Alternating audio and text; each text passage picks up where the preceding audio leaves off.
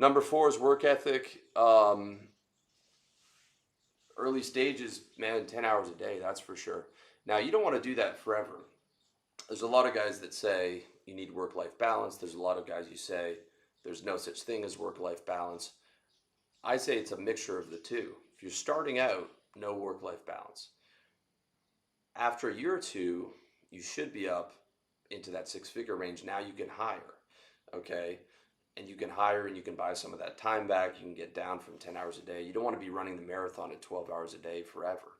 Um, or if you get into some survival mode or you're in expansion mode in your business, you have to be able to go back into that. But you also should be taking some time to enjoy your life and girls and hang out with your friends and stuff. I'm not one of these guys who would say waste your 20s or waste your 30s grinding and do nothing but stack money and then enjoy it when you're 30. No, you've got to have some balance there. But at least in the initial stages or whenever you're in an expansion stage, you have to have that setting to be able to do 10 hours.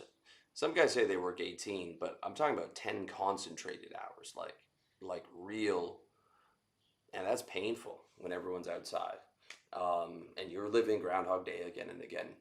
I'm not saying to do that forever, but I'm saying you have to have that setting and you have to keep the work ethic going throughout. I mean, I work 7 days a week. I'm always doing something. I can't turn it off.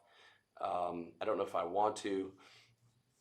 And there were times where I kind of took weekends off, or I will take a weekend off. I should say, if I'm taking a motorbike ride with a girl to the mountains or whatever, right? Yes, but in general, I'm doing some type of work, just naturally, and that's what I've noticed in successful guys. But high work ethic is common, right? That's why it's number four. So it doesn't have to be for, like, the ideal is to get above it, to have operators in your businesses and they report to you and you're on a phone call with them once a week, but and you're just doing strategy. But to get there, you need to be able to grind. So I'm not saying to do that forever.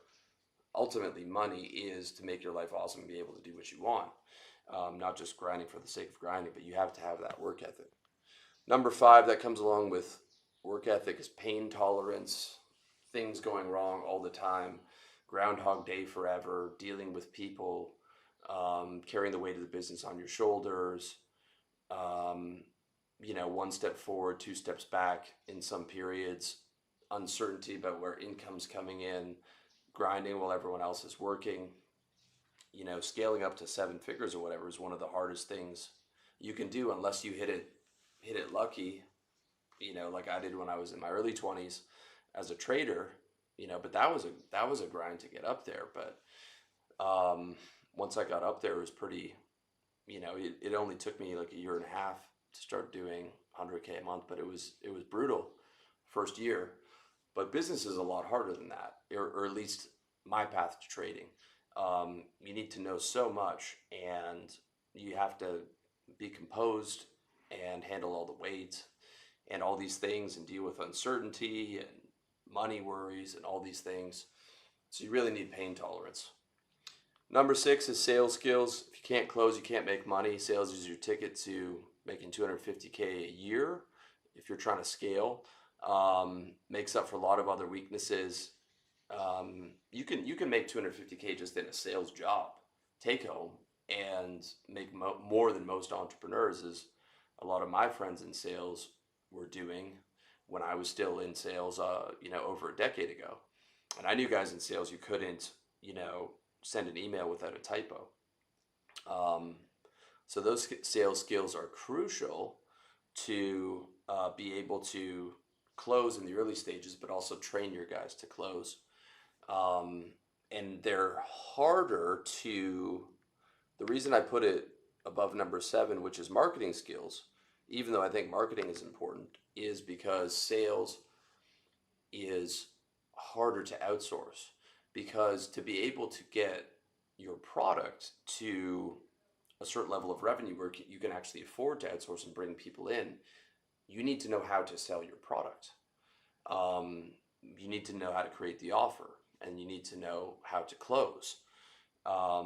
even though marketing will make you much, much, much more money than sales, at least in the initial stages, um, and offer creation, it's very hard to outsource that. You need to know how to do that yourself.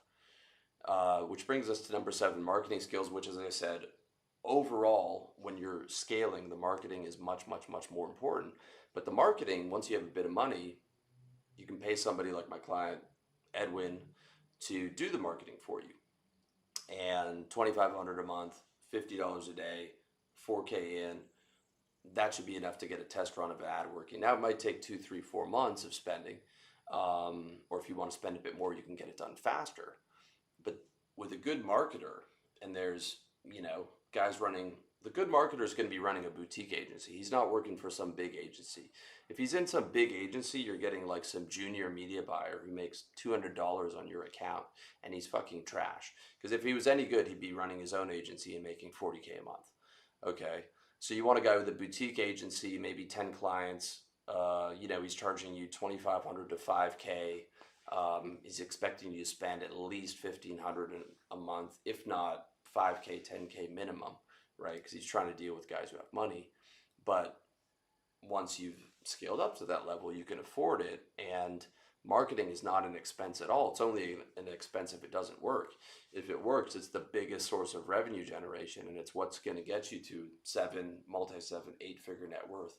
It is a better investment than Bitcoin on its best year. A good marketing campaign is a 3x return, oftentimes within a month, compounded and pushed back in.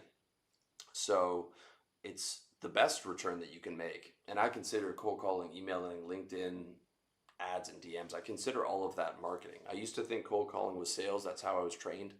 But most of the time, you're talking to people who aren't interested. You're just trying to find people that are interested. It's only once you have someone interested on the phone that it's actually sales.